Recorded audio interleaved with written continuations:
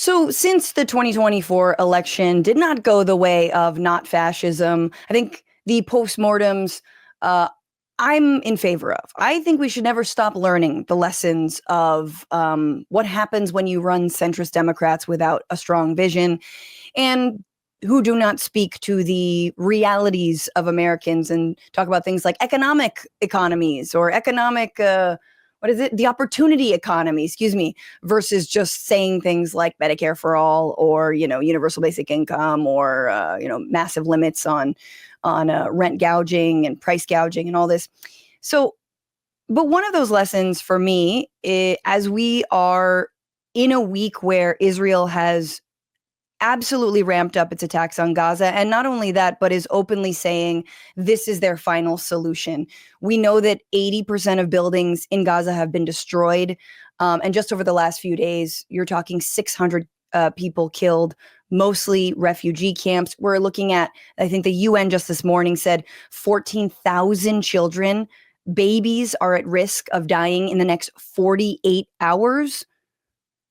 If aid doesn't enter, Israel's promised to allow a little bit of aid in, that aid is not reaching people. So it's one thing to say it, it's another thing to receive it, it's another thing to survive.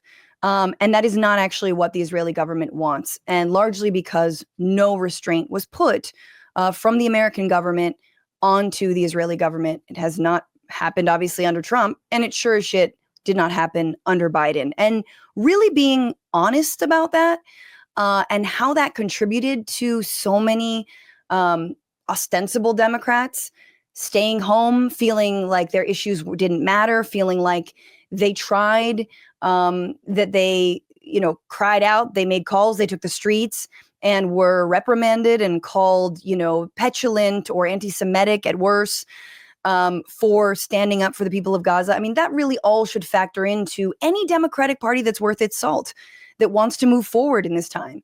And yet, one of the main organizers of the uncommitted movement, Walid Shahid, had a back and forth with Amr Moussa, who is the former director of the Kamala Harris Rapid Response Team, worked on her campaign, was a former speechwriter for Joe Biden. He's steeped. He's a young guy, steeped in the Democratic Party. This is one of them, Democratic consultants, kind of Democratic operatives. That is this person.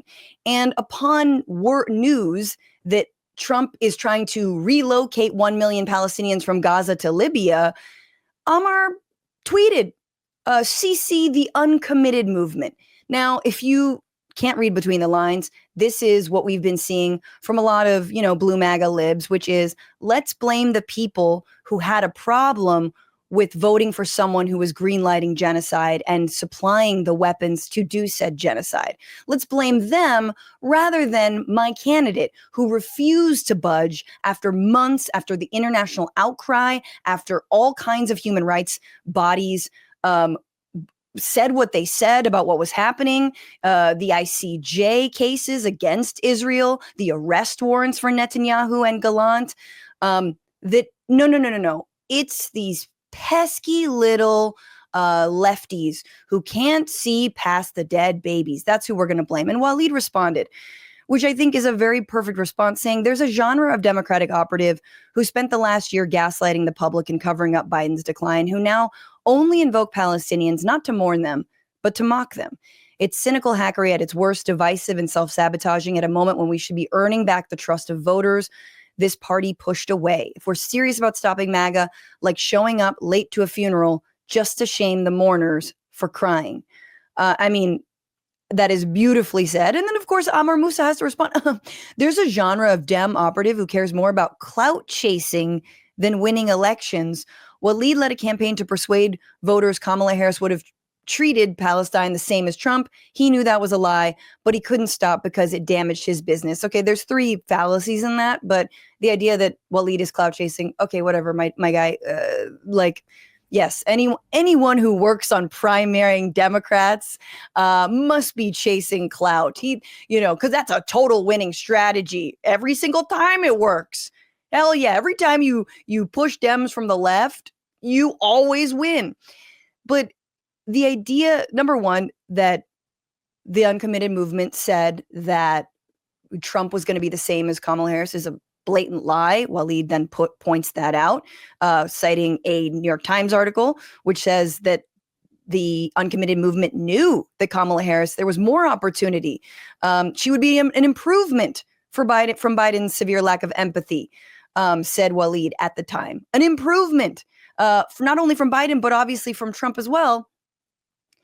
But like the last part about that they care about clout chasing rather than winning elections is just wild to me, because the uncommitted movement, I think for those of you who might follow me, for those of you who disagreed with me about supporting Kamala Harris as a lesser of two evils, I think you know that some of these last ditch efforts to bring disaffected people back into the political process, like the uncommitted movement, was the only thing that was engaging voters in 2024. And that, along with efforts like Swap My Vote, if you guys remember that, which was people in safe blue states swapping their vote with people in swing states, so that the person in the blue state would vote for Kamala Harris, or no, would vote for a third party, while the person in that swing state that was more at risk would vote for Kamala, even though they were morally against it. If you guys remember that, there were so many attempts, but the uncommitted movement was absolutely shunted. They didn't allow a single Palestinian or Arab or Muslim speaker on the DNC stage. And they were sidelined. Yeah, they met with them, but it was like, yeah, no thanks. And on top of that, lastly, I think we all need to remember, Kamala Harris volunteers were directed when they received text messages or emails or calls about Gaza to write that wasn't about Gaza, that they had, that there was no response. They just weren't responding. So it was like nobody picked up the phone, nobody responded back. So Gaza was a non-issue in Kamala's eyes, even though her language was maybe one hair to the better of Joe Biden's. Felt like maybe there was a little bit more performative sympathy, but in practice, nothing. And so I am bitching about the callousness with which these Democratic operatives, who are so close to actual power, treat the entire base. And again, it's not just Gaza, folks. It's not just people who care about that issue. It is voters of color. It is voters who care about actually reining in the cops, like in 2020, a surge of momentum that got Biden elected in the first place. It is trans voters. It is women. It is all of us, all of the people who feel marginalized. It is working people, and to be so eager to blame voters rather than your own bullshit strategy. It's just like, it makes me lose hope in the Democratic Party. And we all know my hope in the Democratic Party and faith in it is at an all-time low. And what do you know?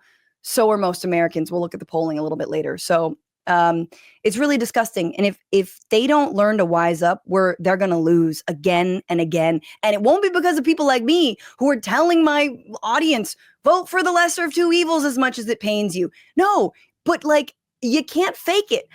You can't fake caring about people's issues when you're overseeing this kind of treatment and genocide and flaunting international law. You can't then say, oh, but Trump and norms and democracy and human rights. And no, because you don't abide by the same thing. You're such a hypocrite. So that's on you. That's on you. And it's very disheartening. What's going on, Frantifa? If you haven't already, subscribe to this channel right now. Hit that button. And also, you can become a patron and support the show every single week. Get access to bonus episodes and exclusive merchandise. Patreon.com/bitchuation room. Do it.